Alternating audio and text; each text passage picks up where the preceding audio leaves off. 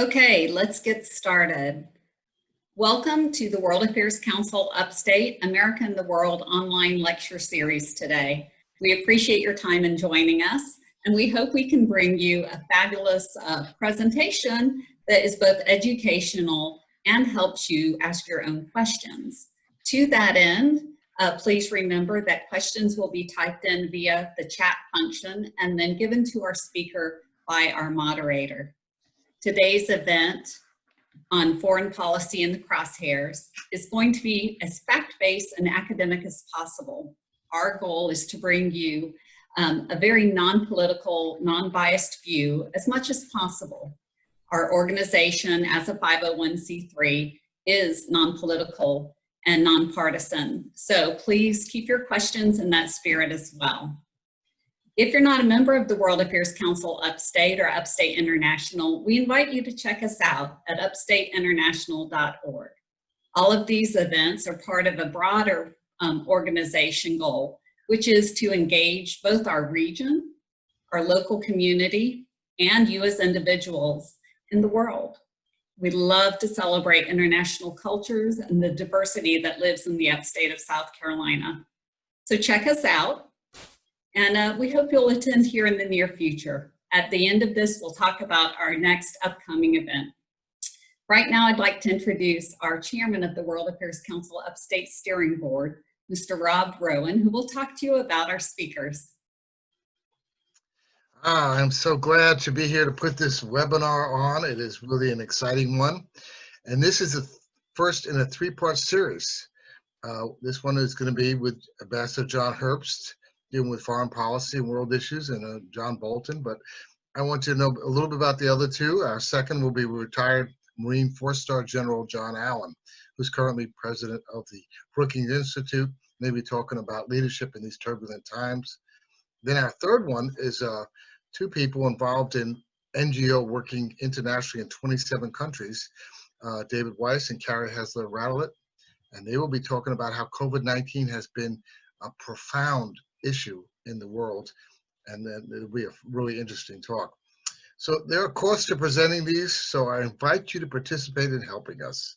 There are three ways you can help us. One is to make a small contribution to the World Affairs Council Upstate.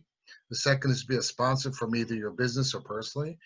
And the third, of course, is to let everybody know what we're doing, because we will be putting these webinars on continuing through August and into September. So please consider that. So now for the introductions. It's a special honor to introduce retired Ambassador John Herbst. I met the ambassador in Tampa when he was invited by the Committee on Foreign Relations to speak on issues in Ukraine many years ago. Who would have expected at that time that Ukraine, where he had been ambassador from 2003 to 2006, would become a country on everyone's lips? He had then before served in 31 years foreign service in Uzbekistan, and in U.S. Consul General in Jerusalem, and also U.S. Envoy to Yasser Arafat and the Palestinian Authority. So his specialty is in Ukraine and the Middle East. Following Ukraine, he was the coordinator of reconstruction and stabilization in the Middle East, and also the director of Center for Complex Operations at the NDU, the National Defense University. Presently, and since May of 2014, he's been the director of the Eurasian Center at the Atlantic Council. And to let you know about our moderator today, John Bolton-ish mustached Brent Nelson, professor of Furman University, who in the past served as the chair of the Department of Political Science. He received his BA from Wheaton College and his PhD in political science from the University of Wisconsin, and began teaching at Furman in January of 1990. Brent's teaching and scholarship focus on Europe and the European Union, and he is well versed in these subjects that we're going to be talking about. A little bit of local info about Brent and his wife Lori, along with their partner David. They own Oak Hill Cafe near Cherrydale in the Greenville area, which is both a farm for fresh vegetables and other items, and a great restaurant, which we've eaten there. Brent also serves on the World Affairs Council Upstate, representing Furman University. So at this point, I'll hand this over to Brent and to Ambassador Herbst. Thank you, both of you, and it's really good to have this event happen. Well, thank you very much, Rob, for that introduction. And I want to add my personal welcome to Ambassador John Herbst for appearing here with us today. We would love to have you in person, of course, but in these days, this is not the best we can do. I also want to welcome everybody who has joined us this afternoon for this lunchtime conversation. And I will be trying my very best to monitor the chat room while also conducting a conversation with the ambassador. But please do write your questions, and I will take them as we get to it. To get started here, I've asked the ambassador to give a short presentation that will introduce some of the themes that he plans to cover, and then we'll take the conversation from there. So, Mr. Ambassador, you have the floor. Okay, Brent and Rob, thank you very much. All right, first, it was said at the top that this is a bipartisan, nonpartisan organization. And so that's certainly my work. My work was in the State Department, and for that matter now at the Atlantic Council, is to be nonpartisan. But so you understand where I'm coming from, I'll tell you a bit about my worldview. I consider myself a foreign policy realist who understands the importance of values. And I'm telling you this because, by and large, American policy over the last 30 years have been run by people who put values very high. Neoconservatives in the Republican Party, although they're not as prominent under Trump as they were before, and liberal interventionists in the Democratic Party. And while I'm sympathetic to their points of view, my point of view is a little bit different. But having said that, the people who are realists would reject me as a realist because realists today, not very influential, but they are articulate, are strong opponents, not just of American interventions in the Middle East, but even American pushing back against Russia in Ukraine and the territory around Russia. And I'll talk about that going forward, just so you situate me within the foreign policy conversation. So you know, you can evaluate what I say, knowing that I come from a certain point of view. While I've spent most of my career working on Eurasia and the Middle East, I paid attention to, you might say, major international developments. And I'm going to give you a 5-minute rushed analysis of American foreign policy since the end of the Cold War. American policy during the Cold War was, by and large, overwhelmingly successful. We faced a major adversary, the Soviet Union, and we were able to contain that adversary and ultimately lead to the self-destruction of that adversary. Notice I say self-destruction. The Soviet Union imploded. We did not defeat it. It defeated itself because the system was corrupt and venal, and we merely withstood it. But it took a great deal of wisdom to conduct the policy which led to the Soviet Union imploding. Since 1990, since the end of the Cold War, our foreign policy has not been nearly as good. I would give Bill Clinton decent marks as a foreign policy leader. He probably deserves a B-. But the euphoria in American foreign policy circles with the defeat of the Soviet Union was evident in the Clinton years. And the propensity to over-intervene, to try and change things in countries around the world internally, began under Bill Clinton. We saw it in Bosnia. We saw it in Kosovo. We saw it in Haiti with very mixed success. Although Clinton deserves great credit for enlarging NATO and making Europe even more stable than it was during the Cold War. Our last 3 presidents have had foreign policies that have been much less successful than Clinton, and certainly even more, and of course the policies before Clinton were stronger than Clinton himself. President Bush, responding to 9/11, began to undertake nation building in Afghanistan and Iraq to do things that we were unable to do. President Obama, and by the way, he was supported not just, of course, by his own party, and his foreign policy was dominated, but not just by neoconservatives. And he was supported also in these policies on the Democratic side, where liberal interventionists, whose views are very similar to neoconservatives, were and remain predominant. And we got overextensions in Afghanistan and Iraq, which still plague our policy. Although Bush in his second term recognized some of the mistakes he made without acknowledging them. And so he did not push a hard policy which might have led to an intervention in Iran. President Obama ran partly on a foreign policy platform that wanted to reduce our interventions in the Middle East. But most of his advisors were liberal interventionists. Hillary Clinton, Samantha Power, prominent among them. And Obama made the mistake of going into Libya, which led to the destabilization of Libya, which plagues us to this day. Although Obama, to his credit, despite great criticism, did not go full force into Syria. Although Obama made a serious mistake in Syria in establishing a red line if the regime in Damascus used chemical weapons, a red line which he did not enforce. And that was a mistake. I actually give Obama credit for the Iran deal, which remains controversial to this day, because the alternative to that deal, if we really want to minimize the prospect of Iran developing nuclear weapons, is the United States intervening militarily against Iran. And that would be a serious mistake. Finally, President Trump. Trump, like Obama, ran on reducing the American presence in the Middle East.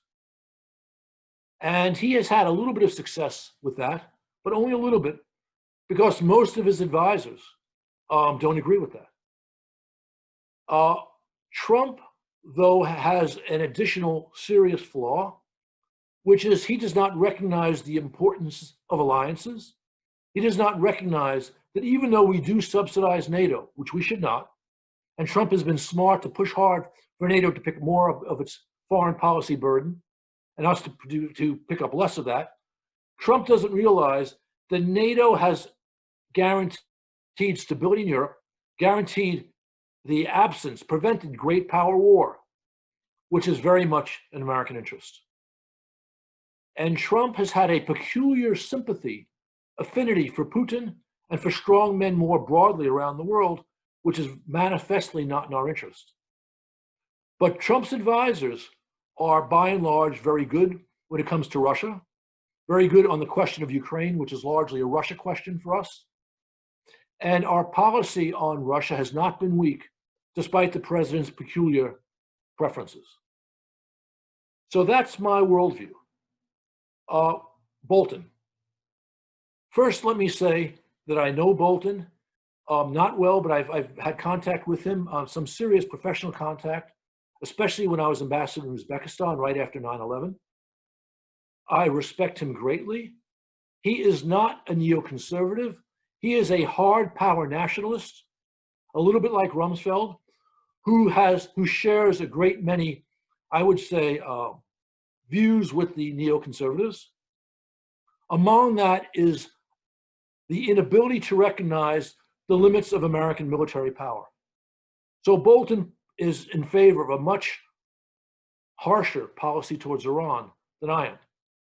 And Bolton's in favor of a strong American role in Syria, which I'm not.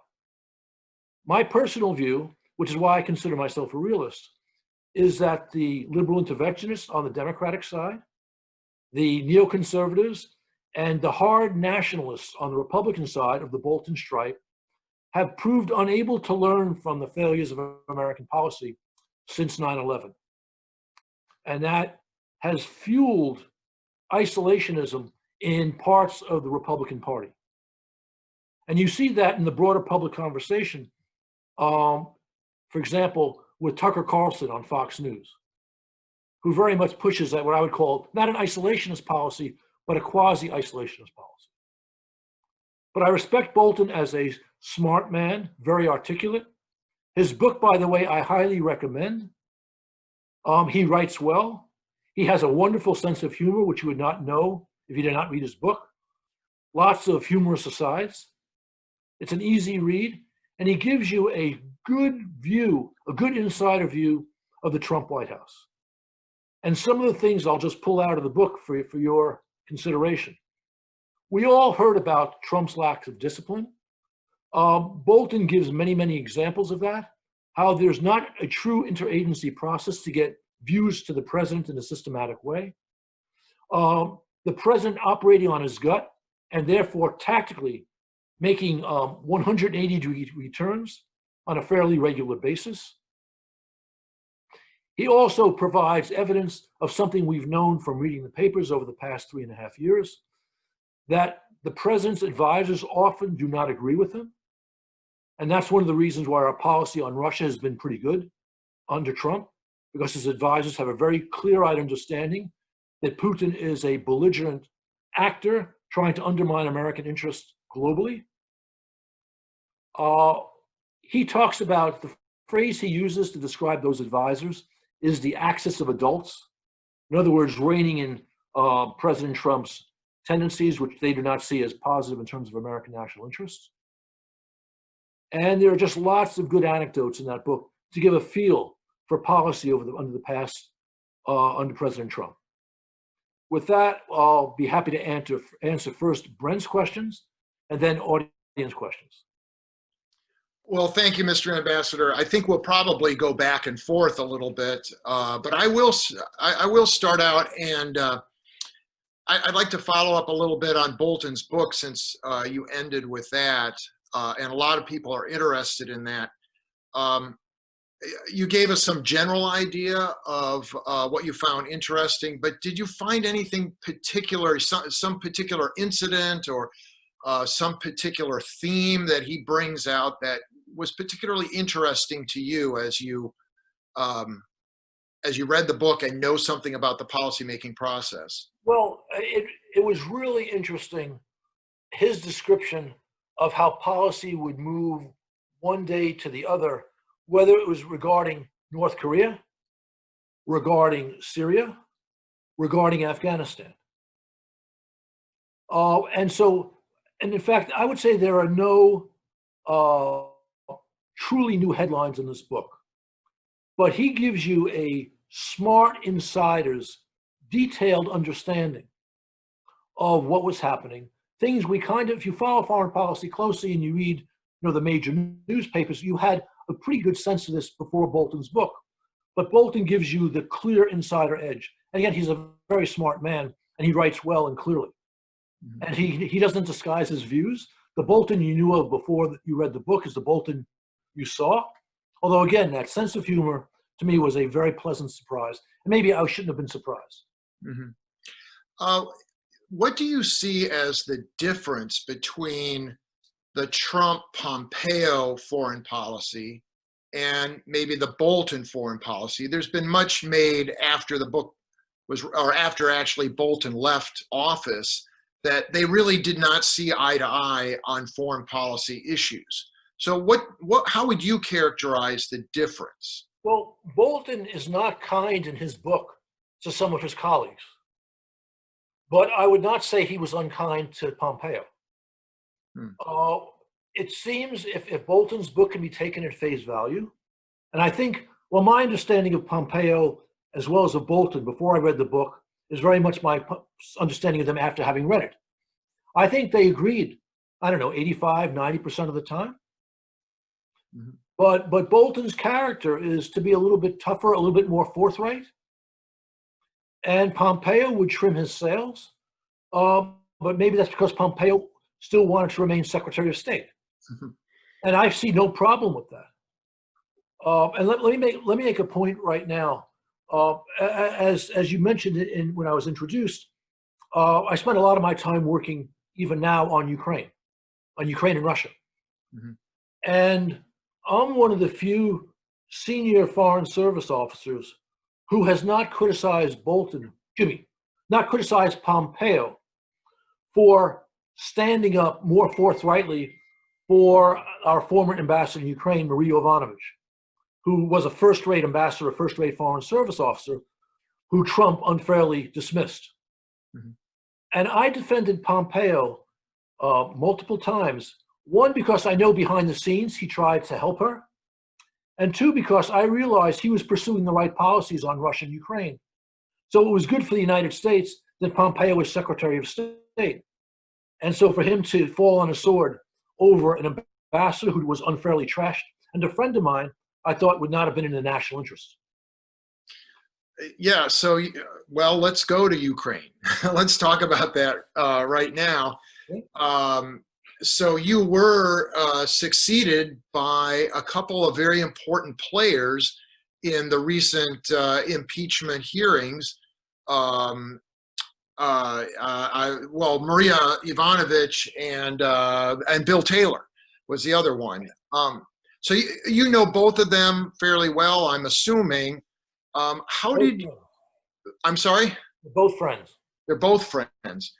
So that raises a whole host of questions about what you think was going on in that during that Ukraine event with the phone call and all of that, and what you found most surprising, perhaps, that came out of the hearings and out of all the press reports.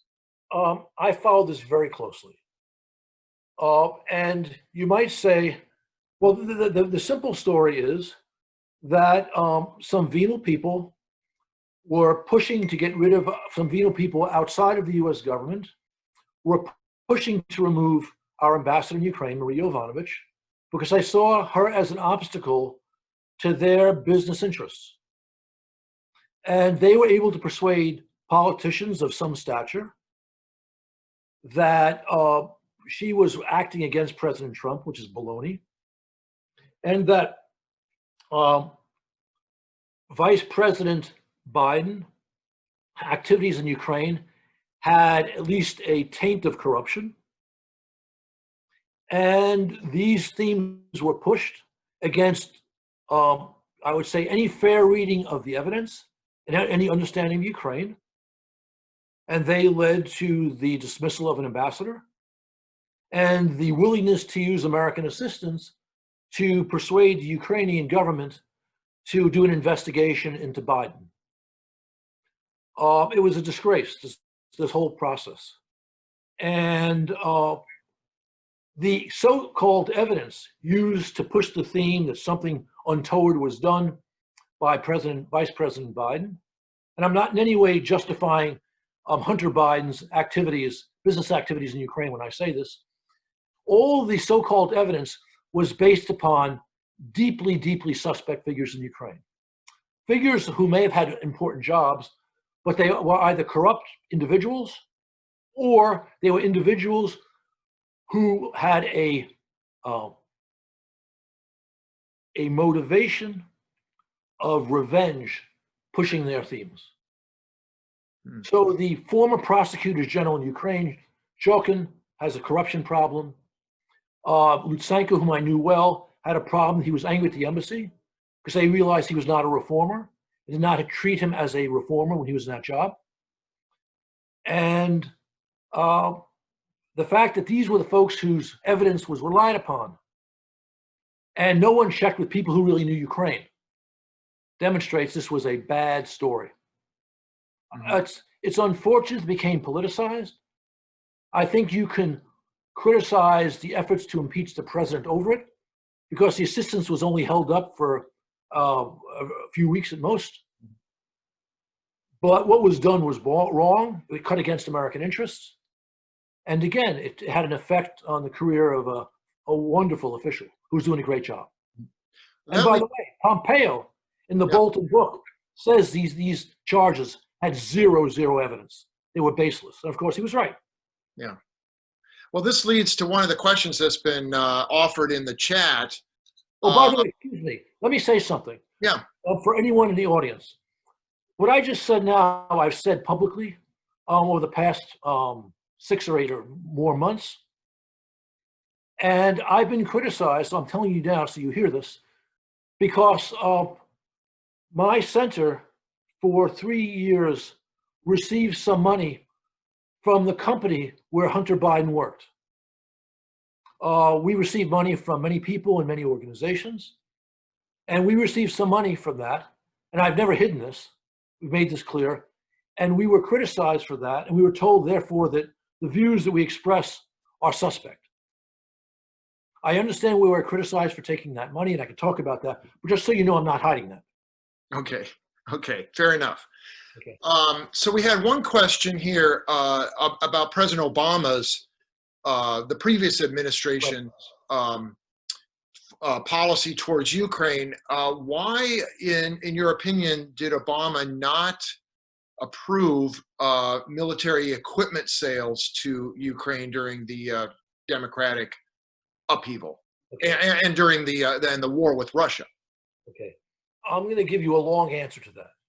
Okay. I give you a 5-minute survey of American policy over the past 30 years to start. I don't think Obama was truly interested in foreign policy. I think he was a guy who really wanted to focus on domestic politics. I think the only issue, he wanted to get out of the Middle East, but he didn't push that hard, which is why he followed his advisors and made mistakes on Libya. The only issue he really cared about in foreign policy was Iran, where I think he was right, as you heard me say. He never understood the importance of great power politics. He never understood the importance of NATO, although at least he wasn't trying to weaken the alliance, which I think President Trump has tried to do.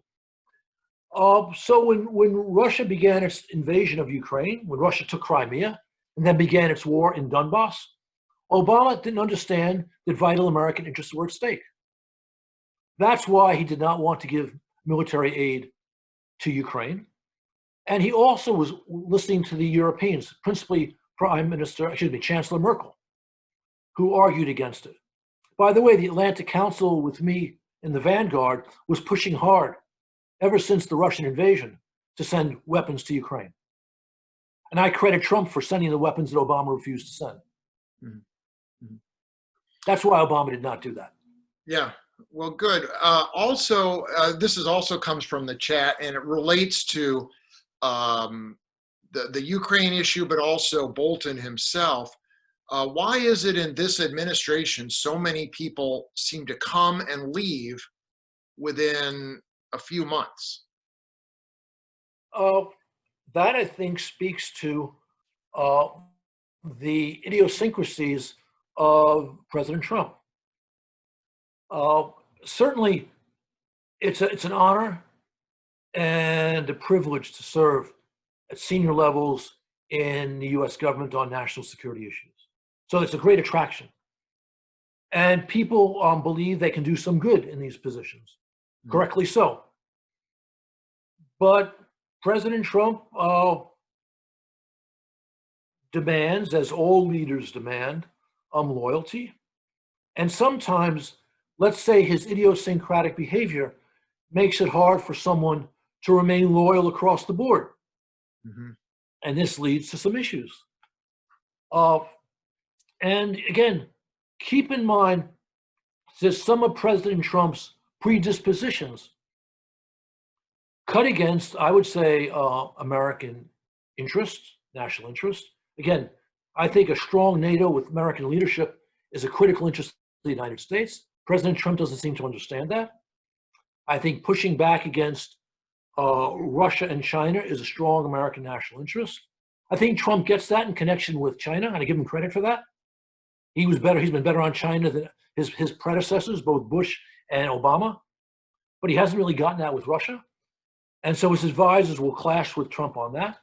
And then even when they have similar views on policy goals, the way Trump could jump from one tactic to another upsets, you might say, normal disciplined foreign policy and national security policy implementation. And that can be deeply frustrating. Do you think Bolton wrote this book because it was a revenge book? He wanted to get back at Trump for firing him? Look, I understand why people will say that, and I understand why people will say he wanted to get rich with this book. But point of fact, any senior guy or woman in an administration usually winds up writing a book, right? 90% of the time, if not 100%.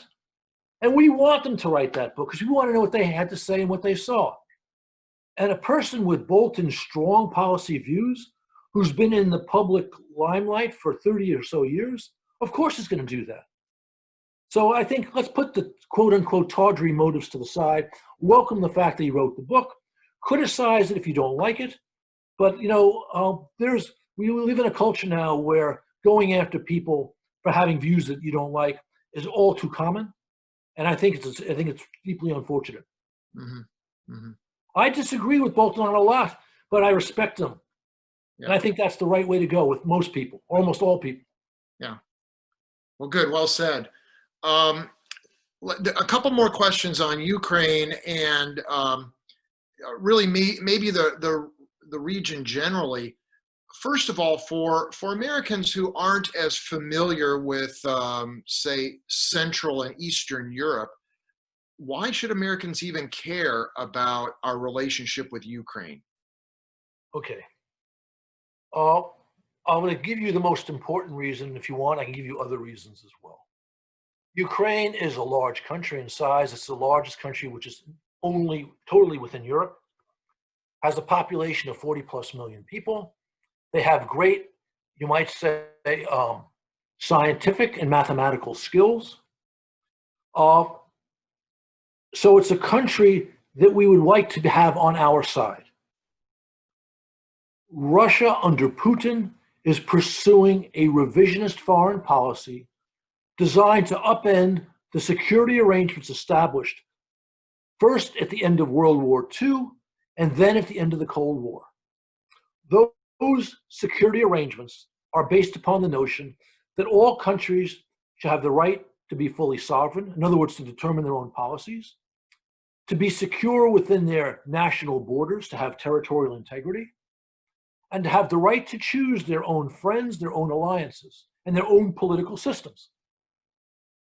And that any disputes between nations should be resolved by negotiations or by international law. These principles, enforced first and foremost by NATO, have ended great power war, not just in Europe, but globally.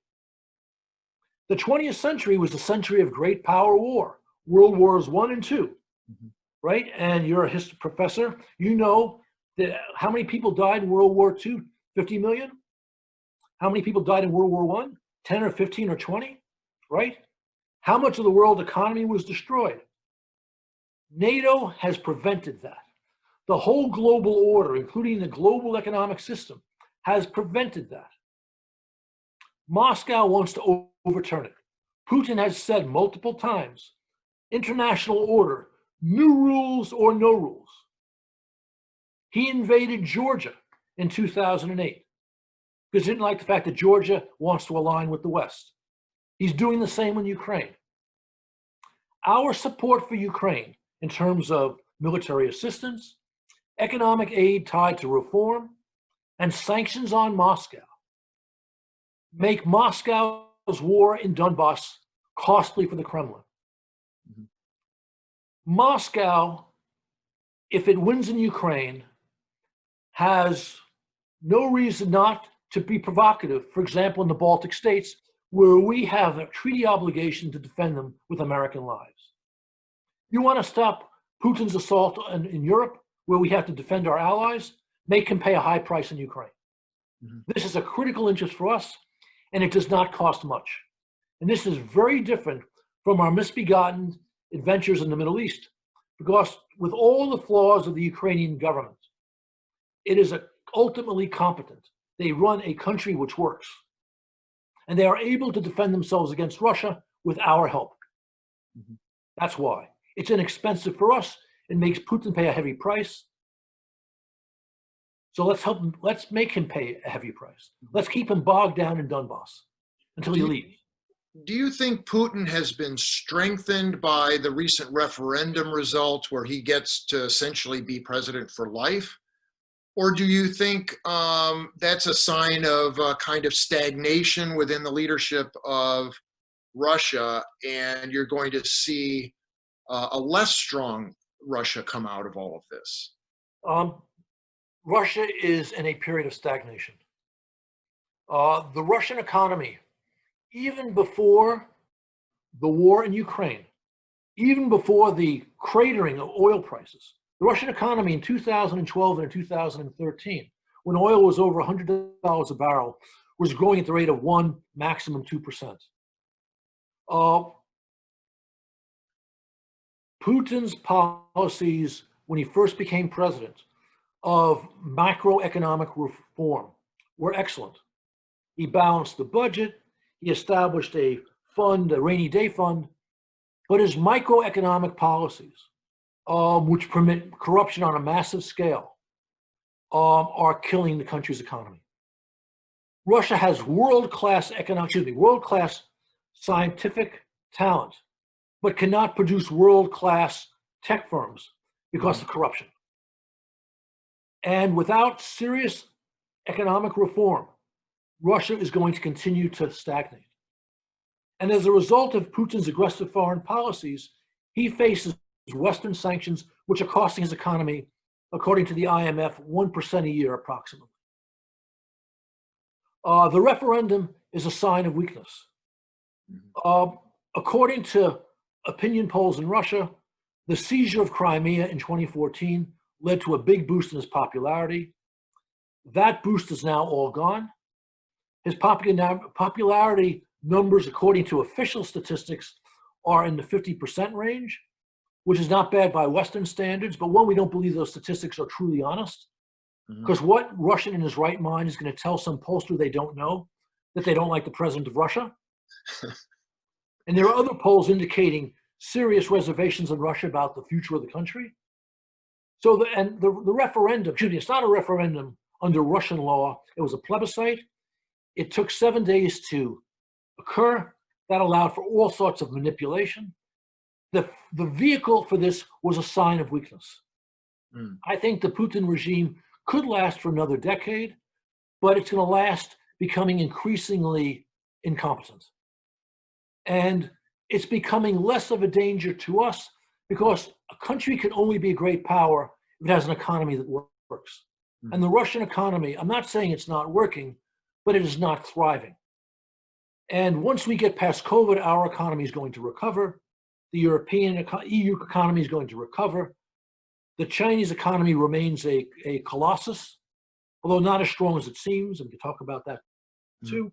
And the Russian economy is going nowhere. And if this continues, Russia is going to ultimately become a second-rate power. I suspect for that reason, there will be changes in Russia. Whether that happens in 2 years or in 15 years is for us to watch, but it's going to happen. So is that the solution to the Donbass and Crimea crisis, is waiting for regime change in Russia? Perhaps, but I don't rule out the possibility that Putin himself can understand that this is not working. He keeps betting that the government in Ukraine and Kyiv is weaker than his government. At first glance, I understand that, but if you've watched what's happened over the last 6 years, it doesn't quite seem that way. As long as American and Western support for Ukraine remains strong, Putin's got to lose. There are lots of smart people in Moscow who understand that, but one of them is not the president of Russia. This question comes from the chat. Is Kyiv as corrupt as it used to be, or is it getting better? And Kyiv being the capital of Ukraine. Ukraine, since 2014, has become a noticeably less corrupt place. Having said that, so if you track this in terms of various international indices, I should say, they moved from the bottom 10%, and now they're probably in the bottom 70%. So real progress, but big problems remain. The not so new president of Ukraine, who was elected a little bit over a year ago, did some very good things up through March of this year. Over the past 3 months, I'd have to say there have been steps backward. And I can go into this in detail, but I suspect your audience is not so familiar that they need to do that. And this reflects the fact that there remain serious institutional problems in Ukraine promoting corrupt behavior. But as long as the government understands there's a problem and willing to work to remove it, there will be progress. But right now, lots of observers are bewailing the bad steps taken, including just last week. So this is something that requires close watching. Okay, well, we'll do that. Let me move on since we want to spend some time on Middle East policy here. And you started your career in the Middle East. You were in Saudi Arabia. You were in Israel. You were even attached to Yasser Arafat at one point. But how has Middle East policy changed over the years? You seem to be quite critical in your remarks. You've said that the United States has made some serious mistakes there. Do you see those as correctable, or are these signs of U.S. power decline in the region or maybe even globally? Okay, let me put on my realist hat. Although, Yeah. again, the so-called realist today would be appalled to see me as a realist. If you want a foreign policy that works, you have to make sure that your objectives are consistent with our national interests and that our objectives can actually be achieved. You need to have a strong economy to be a great power. So you have to husband your resources. The problem with our policies in the Middle East since 9/11 is that we pursued objectives that we could not achieve. Now, point of fact, it would be wonderful if we could establish a democracy in Iraq, if we could establish a democracy in Afghanistan. Now, if we were willing to devote, I don't know, $500 billion a year to either of those countries, and if we were willing to spend 1,000 or 2,000 lives a year and do this for 40 or 50 years, we could achieve those objectives. But of course, the American people would not permit it. And I'm not sure that's in our interest to spend that much of our national treasure on such objectives. And our policies in those two countries, and for that matter, at times in Libya and in Syria, have not recognized the limits of our power. So when you shoot for objectives which you cannot achieve, you look weak, which does not enhance our global leadership position. Mm-hmm. And you also spend resources which you no longer have to do other things with. And that makes you overall weaker. So our misbegotten adventures in the Middle East have cost us dearly. But the fact that they've cost us dearly does not mean that we can't get smart tomorrow and begin to pursue the right policies. And I don't have any doubt that the strengths of our economy and the strengths of our political system, despite all the turmoil in the United States over the past several months, remain such that we can recover. I am optimistic that we can recover. But what we need are people in power on the national security side, again, who recognize that we can do a great deal with our power, but not everything. Our military intervention against Saddam was brilliant. Our campaign against the Taliban in 2001 was brilliant. The problem is, what did we do with our military victory? And what did we try to shape afterwards? We were able to transform Europe after World War II because we had partners who essentially were at the same level of development, socioeconomic and political terms as we were. The partners that we had in Afghanistan, the partners that we had in Iraq, the would-be partners that we would have in Syria were in a very different place. And our policy did not truly recognize that. So that was a great failure of political leadership. Yeah.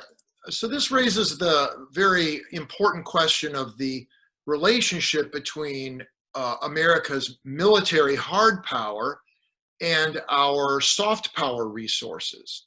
And you've been involved in some of the soft power resources as well with the Civilian Response Corps. And that seems to be something that you're addressing here in those comments, that we were effective in our hard power, but we didn't have appropriate soft power resources to follow up on those victories. Could you address that? Okay. The most important thing to understand is that we were and remain a hard power and a soft power superpower. Our soft power resources dwarf anyone else's. Now, we've wasted a lot of it, but they dwarfed and they continue to dwarf everyone else's. Mhm. And we've seen, just for example, as a result of the COVID crisis, how China has ruined much of its soft power. Now, the problem we had and continue to have in the greater Middle East is a problem of political leadership. We have not properly understood what we can achieve with our hard and our soft power. That's the most important observation. Second important observation, and you hear this a lot, we over-militarize our policy for two reasons. One, there's a natural respect in the United States for our military, and that's great. But there's no comparable national respect in the United States for our diplomats and other elements of our civilian elements of our government. And that's deeply, deeply unfortunate. And as a corollary to that, as a result of that, our military receives substantial resources, and our civilians do not. And what I learned, especially in my last 4 years at the State Department, when I was deeply involved in this, the military would be happy to give an additional % of their budget to the State Department or to USAID so that our soft power resources were stronger. But Congress doesn't go along with that. This is a serious governmental problem. And it's a problem that our military leadership understands really well. And I was involved at State trying to create this civilian response corps to provide the civilians who would work alongside the military in these dangerous places. That was easily the most frustrating job of my career. And ultimately I failed. And that's a great national loss. So what were these civilians trying to do? Some of us out here aren't political scientists, so we're not all that clear on what the difference between hard and soft power is, and I should have explained that. But so these civilians alongside the military, I'm assuming, are building schools and health clinics. What kinds of things are they to be doing? The most important thing that civilians deployed with our military abroad, or civilians deployed to hotspots abroad, hopefully before our military is needed. Their job is to help local authorities become more competent, to ultimately be able to run their own countries themselves. That's the basic idea. Mm. If in an ideal situation, they do that when things begin to get bad, but before they deteriorate to the point where American military is required, before there's actual shooting on the ground. So the idea was to build a corps of civilians who would, by preventive diplomacy, prevent wars. And then in the case where American military is deployed, the civilians would go in to help local authorities build a police force, build a stronger justice system, build a better banking sector, and so on. That was the basic concept. And we began to create a civilian response corps.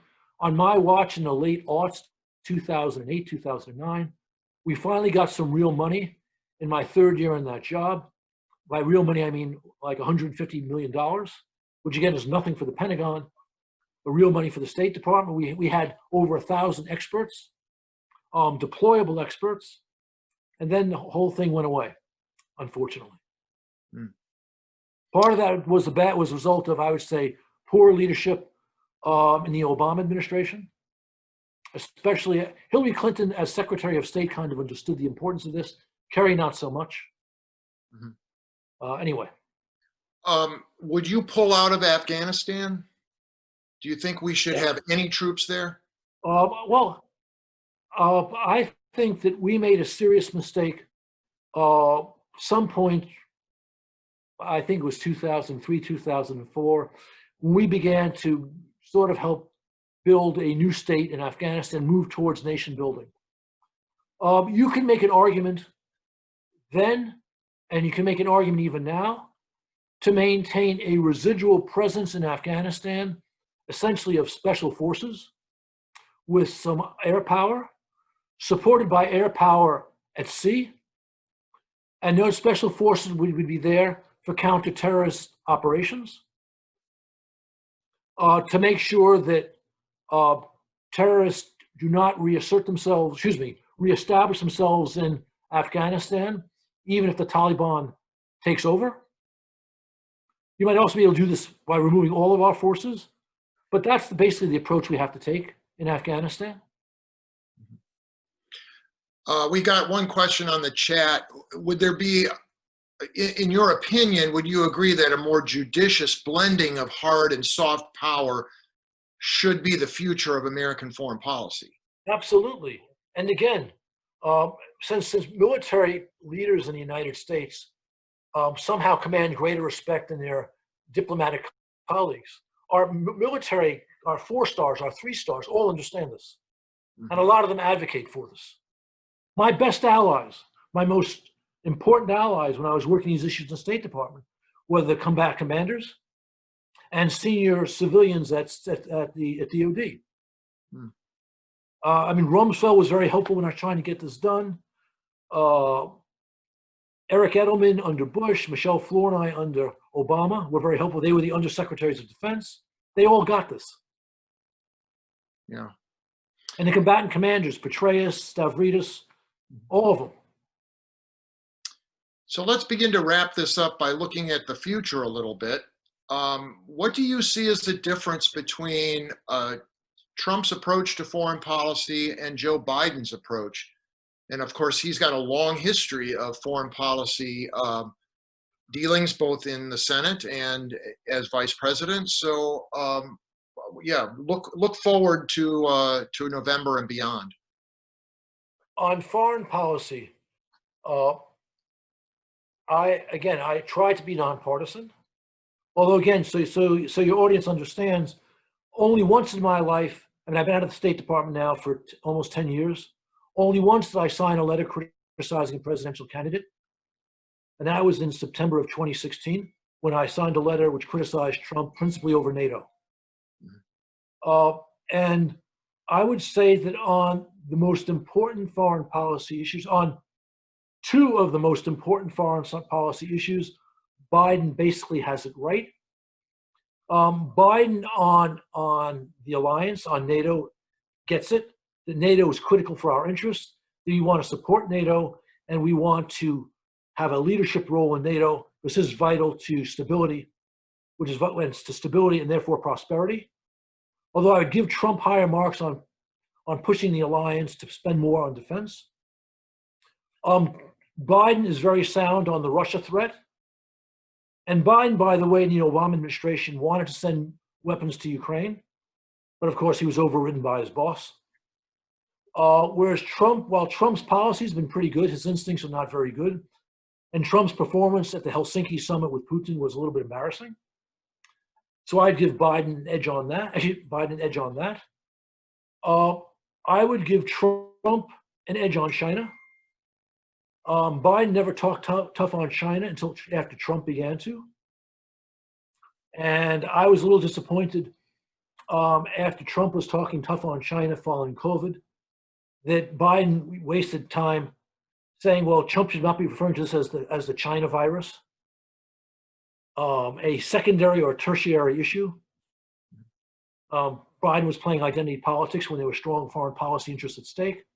So I'd give Trump an edge on that. By and large, I think I already said Trump understands the problem of our over-intervention in the Middle East. Biden, too, and the Obama administration showed some understanding of this, and he was pushing for a counterterrorism as opposed to a nation-building policy in Afghanistan during the Obama administration.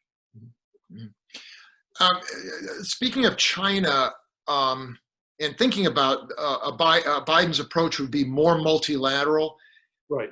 Was it a major mistake for us to pull out of the Trans-Pacific Partnership, the trade organization that would have brought Pacific Rim countries together, but without China, in a trade deal?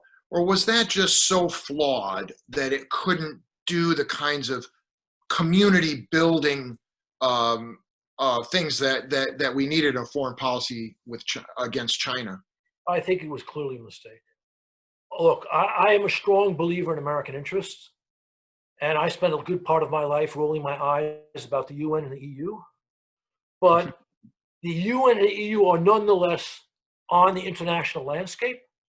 They are important organizations, and recognizing our interests, it's smart for us to do things multilaterally if we can.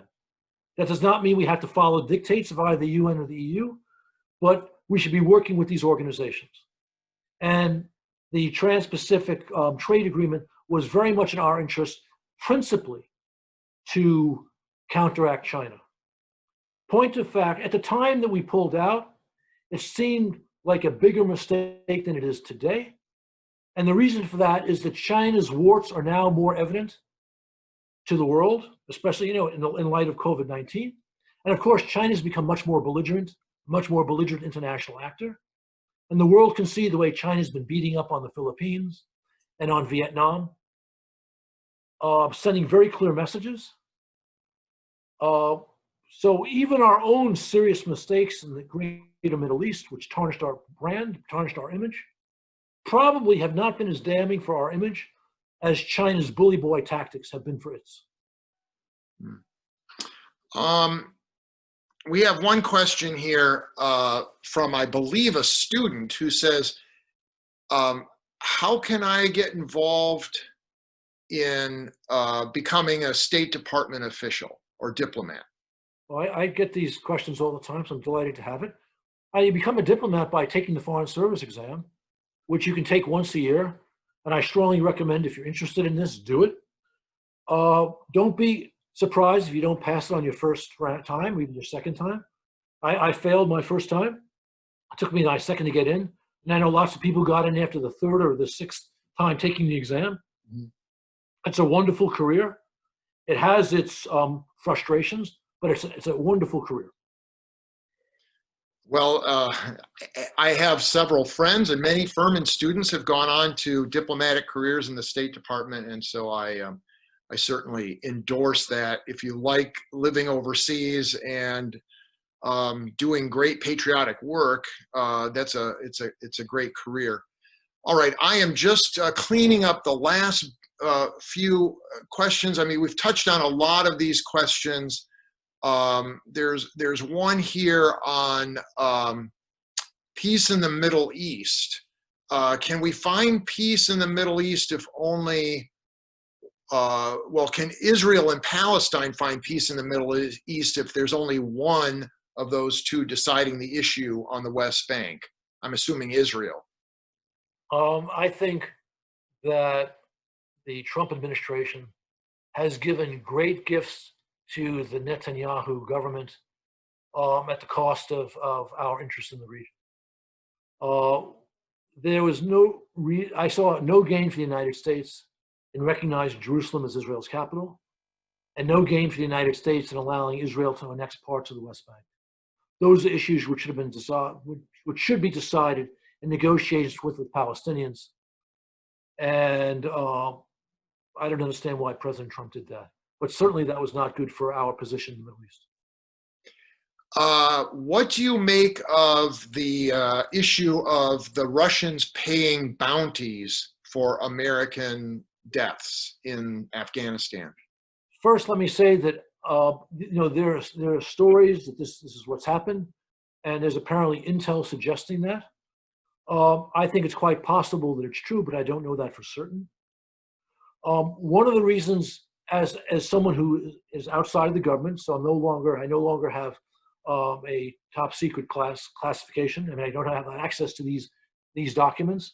One reason why I think it may be true is that it reflects a rashness that we've seen when Putin tried to poison the former Russian intel official Skripal in Britain using exotic weapons that clearly had to come from Russia. So that shows his willingness to try and poke his fingers into Western eyes and damage his own image among people who are watching these things. Mhm. So if it's true, then again, it shows a rashness on Putin's part that he's easy to get away with this stuff. And it reminds us how dangerous he is and why we need a strong policy pushing back against his provocations. Mhm. And it also shows, well, one more important thing. It shows that for him, making problems for the United States is a higher priority than dealing with the problem of terrorism coming out of South Asia. Because terrorism in South Asia bleeds into Central Asia, which can bleed into Russia. Mhm.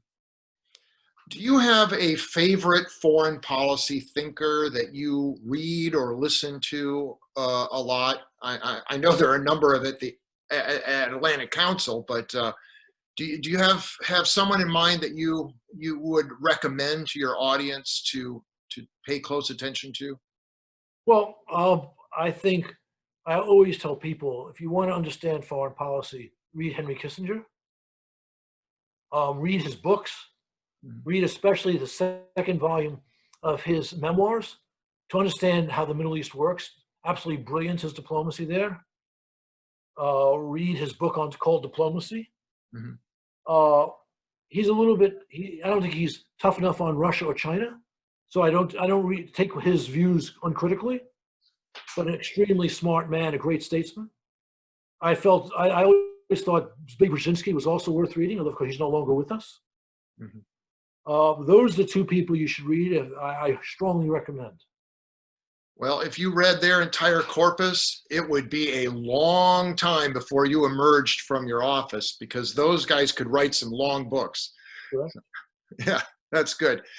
Somebody said, who was the first one? That was Henry Kissinger, for those of you who, Henry Kissinger and Brzezinski. So, okay, well, I think we're going to wrap it up there. Ambassador, this has been such a joy and a pleasure, and I think we've all been stimulated in our thinking. I do have one little note that I have to read here before we close up. Upstate International wants to thank you for joining us today, and that's the audience and the ambassador. Please join the World Affairs Council of the Upstate for next week's event on July 15th at 12:30, featuring retired General John Allen, president of the Brookings Institution, who will speak on leadership in these turbulent times. For more information or to register for the next week's event, please visit our website at upstateinternational.org. All right, well, thank you very much. We appreciate your time. Brent, I've enjoyed it. Thank you, Rob, everyone involved. Just to note, if anyone wants to contact me, I think Rob can provide my email, and I'm happy to. I'm not always the most prompt responder, but I do tend to respond to everyone who emails me. So thank you. Well, thank you very much. That is excellent. Okay, we appreciate it. Goodbye, everyone.